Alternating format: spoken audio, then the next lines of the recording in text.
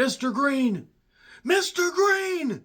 Would like to remind you that if the women don't find you handsome, they should at least find you handy. The Banished is an Aussie horror drama currently streaming on Amazon. It was written and directed by Joseph Sims Dennett and features Meg Eloise Clark as Grace, who is looking in the Australian woods for her brother David. He has gone missing. She has an attachment to him because of something that happened in their earlier life.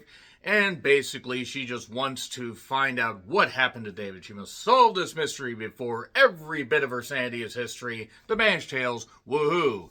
So, yeah, it's a pretty well shot movie, all things considered. Meg is a very capable lead.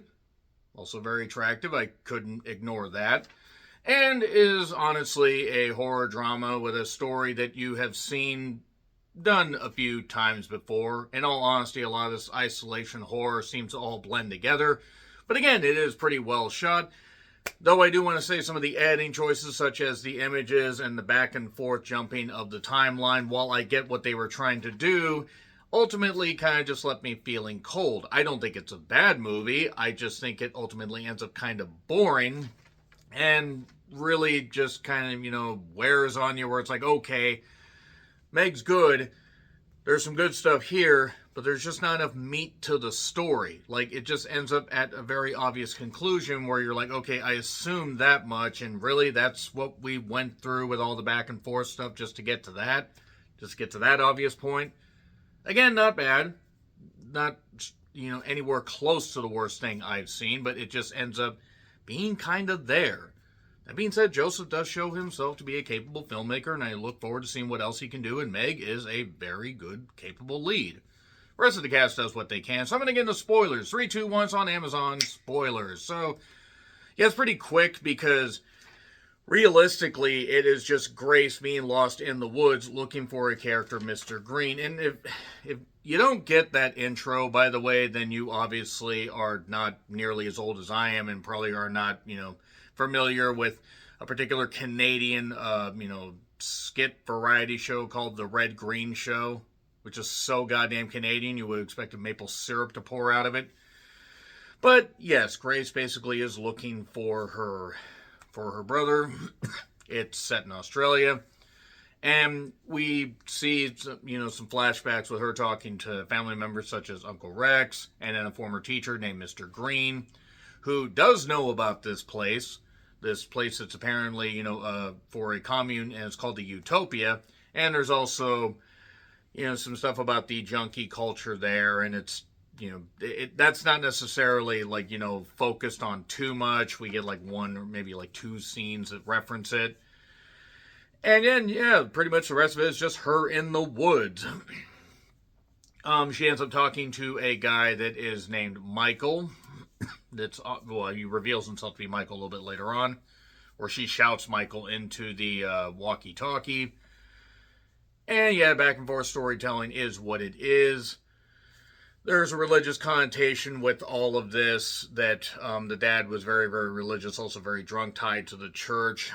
He even left his, remaining money to this church, whatever this church is.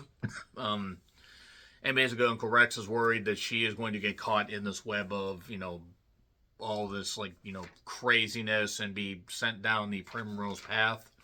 So he's trying to prevent that. Her mom, she's talking to her mom even at one point. It's like, that she's not coming back and that kind of stuff. And again, this is basically just an obsession that will end up leading to her eventual ruin. Also, there's some ties to the family lineage, such as the great-great-great-great-great-great-grandfather. There's another great in there from 1874. I don't actually think it goes back that far. But something about, old mines.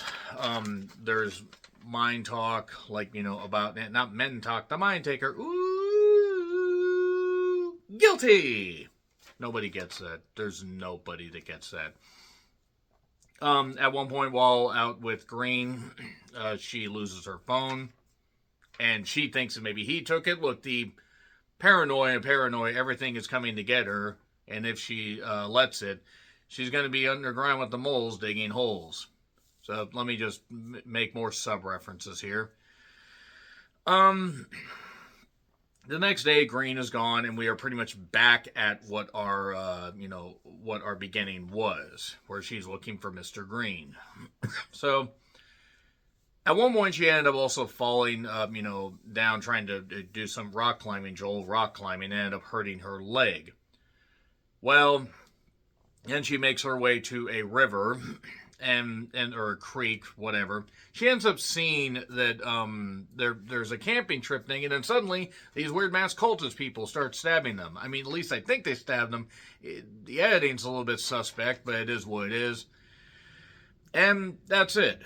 That's it pretty much for that reveal. And then suddenly, as she's possibly getting into a fever because of the leg and an infection or whatever, she ends up tied to a tree. Also, she sees somebody else tied to a tree. Mr. Green. They even have wire around their goddamn neck, or rope, or whatever. And all she wants to do is find David. Oh, boom, here's David. David's fine. He's part of this weird cult, but he's there. It's the god of lost souls. It's something that their family is tied to. David felt betrayed and abandoned because he ended up helping her escape, but she didn't end up coming back for him, trying to contact him, and the dad threw him out of the church and all this stuff, and now he's just basically doing this. So the dad, by the way, has been dead this whole time. That was pretty much one of the things revealed early on. And then while trying to free not Red Green, he ends up getting stabbed. Now they're in a cave, or she's in a cave. There's weird family members, and he has chosen you. He has chosen you. And that's it. That is literally the Banished right there. I'm sure there are nuances that were attempted in this. I just didn't necessarily care because I wasn't really that invested. I felt kind of empty. I'm sorry. I didn't really care for this. It just was what it was. Again, Meg's a capable lead. It's well shot to an extent. And there's a few things, but just not enough to basically, fully recommend this.